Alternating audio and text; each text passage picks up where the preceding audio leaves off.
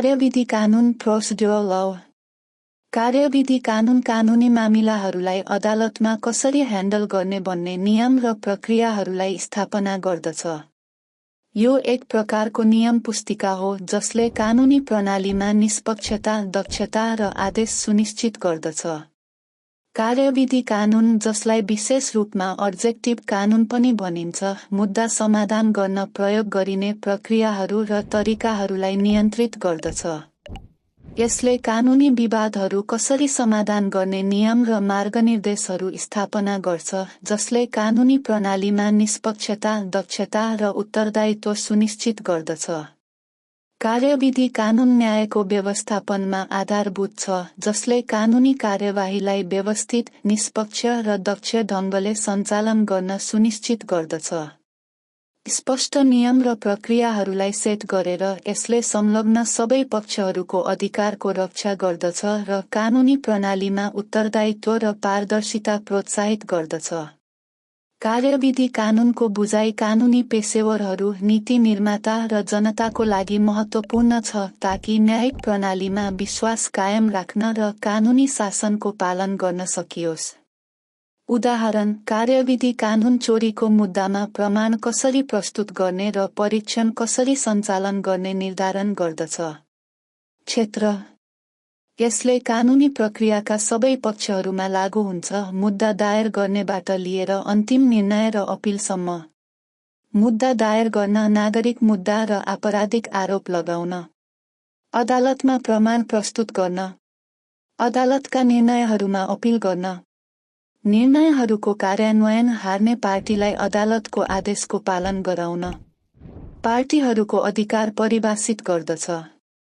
आपराधिक मुद्दामा आरोपित व्यक्तिहरूलाई उचित परीक्षणको अधिकार छ, जसमा उचित प्रक्रिया पनि समावेश छ।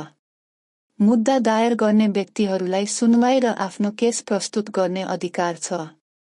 न्यायाधीश र वकिलहरूको लागि मार्गनिर्देश सेट गर्दछ।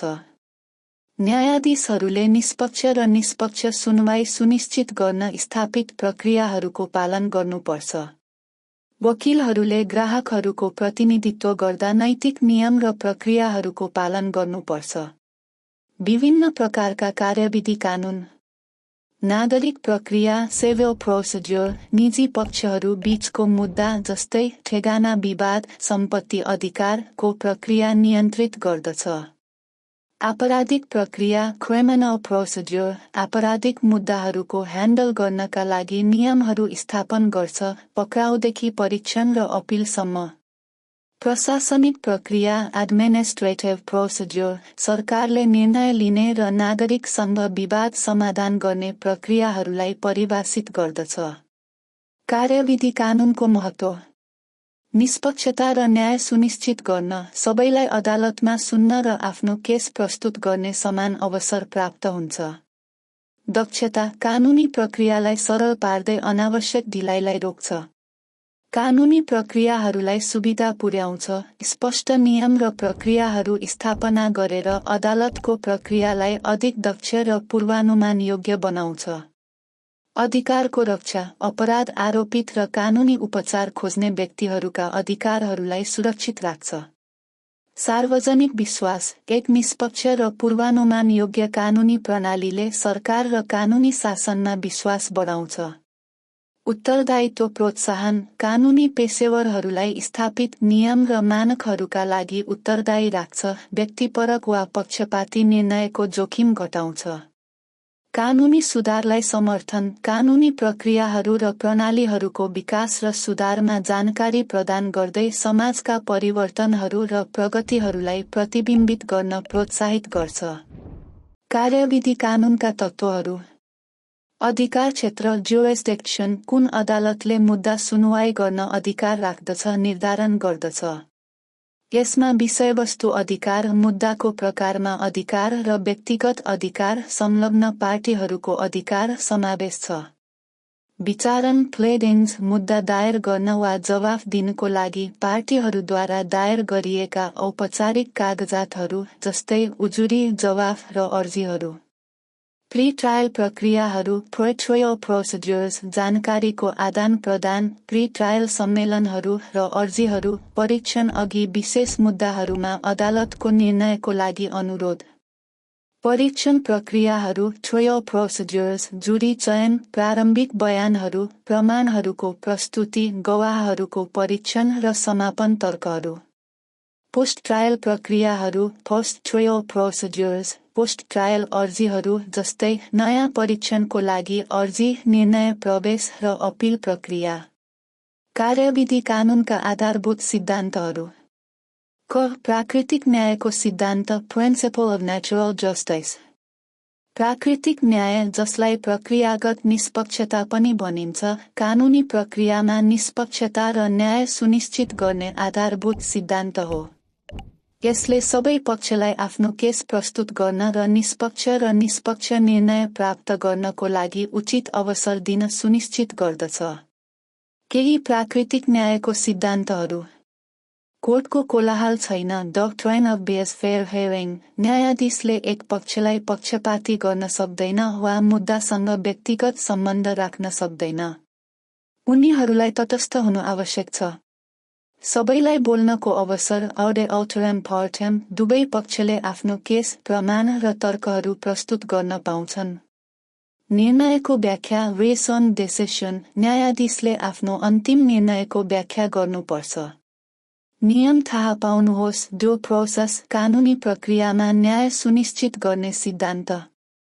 अर्को पक्षलाई सुन्नुहोस् नेमो जोडक्स इन काउजा स्व। न्यायाधीशले मुद्दामा व्यक्तिगत स्वार्थ राख्न सक्दैन। गोप्य खेलहरू छैनन् right to a fair hearing. दुवै पक्षले एक अर्काका प्रमाणहरू देख्न र तर्क गर्न सक्छन्। दुवै प्रशिक्षकहरूलाई सुन्नुहोस् राइट टु रिप्रेजेन्टेसन। प्रत्येक पक्षसँग एक वकिल, प्रशिक्षक हुन सक्छ। समान समयावधि राइट टु रिप्लाई। दुवै पक्षलाई अन्तिम निर्णय अघि प्रतिक्रिया दिने अवसर प्राप्त छ। सही निर्णयहरू मात्र राइट टु अपिल। गलत निर्णयको केसमा अपिल गर्न सकिन्छ। समान नियमहरू इक्वालिटी बिफोर द लॉ। कानुनी प्रणालीमा सबैलाई समान नियमहरूको आधारमा व्यवहार गर्नु।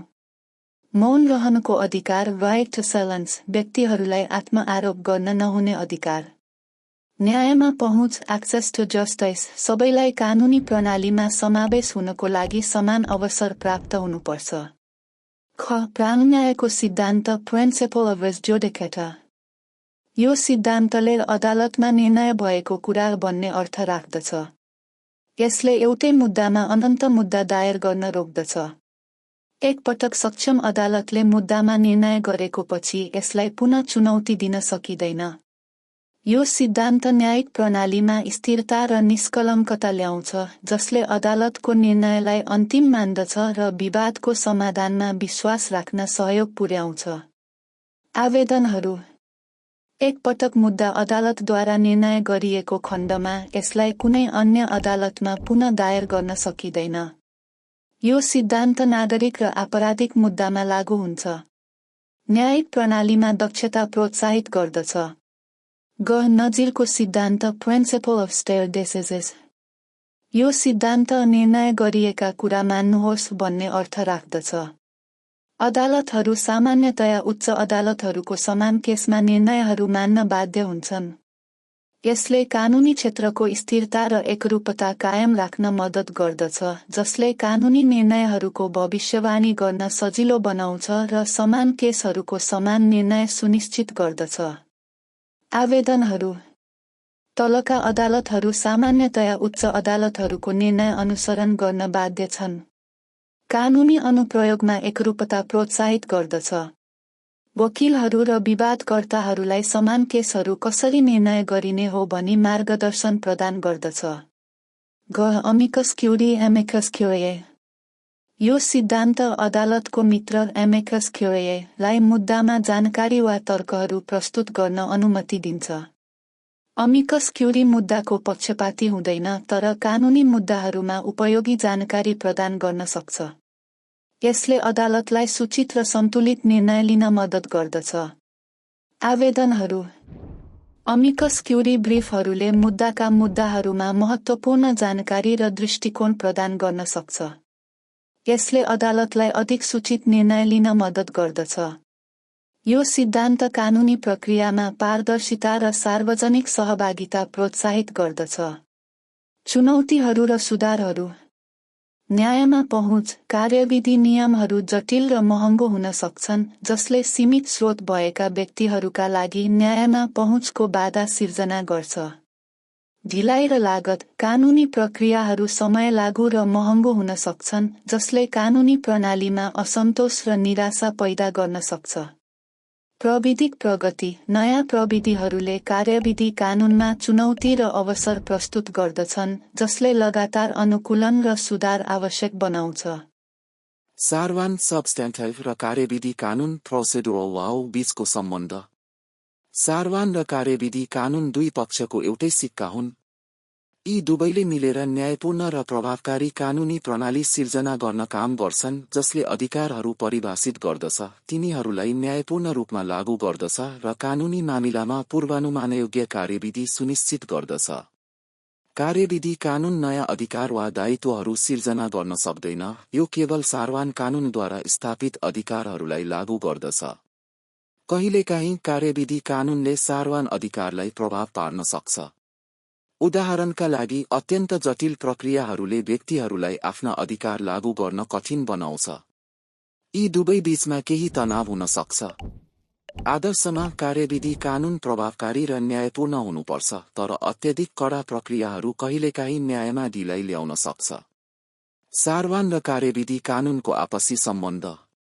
सारवान कानुन कार्यविधि कानुनको आधार तयार गर्दछ। कार्यविधि नियमहरू सारवान कानुनद्वारा स्थापित अधिकारहरू र दायित्वहरूलाई लागू गर्न र सुरक्षा गर्न डिजाइन गरिएका हुन्। कार्यविधि कानुन सारवान कानुनलाई प्रभाव पार्दछ। कार्यविधि नियम बिना सारवान अधिकारहरू बेकार हुन्छन्, किनभने लागू गर्ने कुनै व्यवस्था हुँदैन। कार्यविधि कानुनले सारवान कानुनको विकासमा प्रभाव पार्न सक्छ, जहाँ कार्यविधि नियमहरू अस्पष्ट वा अप्रभावकारी छन् भनेर चिन्ह लगाएर कार्यविधि कानुनले विधायिका सुधार र न्यायिक व्याख्यामा योगदान पुर्याउन सक्छ। सारवान र कार्यविधि कानुन परस्पर निर्भर छन् र न्यायपूर्ण र प्रभावकारी कानुनी प्रणाली सुनिश्चित गर्न मिलेर काम गर्छन्। कल्पना गर्नुहोस् कि सारवान कानुन के हो भने कार्यविधि कानुन कसरी हो। उदाहरणका लागि, सारवान कानुनले हत्यालाई गैरकानुनी मान्छ भने कार्यविधि कानुनले कसरी पक्राउ गर्ने, मुद्दा चलाउने र दोषीलाई सजाय दिने भन्ने कुरा बताउँछ। सारवान र कार्यविधि कानुनको अन्तर्सम्बन्धका उदाहरणहरू। सन्धि कानुन सारवान वैध सन्धिको कानुनी आवश्यकताहरू परिभाषित गर्छ। सिभिल प्रक्रिया कार्यविधि सन्धि उल्लङ्घनको मुद्दा दायर गर्ने, तथ्याङ्क सङ्कलन गर्ने र मुद्दामा प्रमाण प्रस्तुत गर्ने नियमहरू प्रदान गर्छ। आपराधिक कानुन सारवान अपराधका तत्त्वहरू र आपराधिक अपराधहरूको सजाय परिभाषित गर्छ। आपराधिक प्रक्रिया कार्यविधि अपराधको अनुसन्धान, संदिग्धलाई पक्राउ गर्ने र आपराधिक परीक्षण चलाउने नियमहरू स्थापित गर्छ।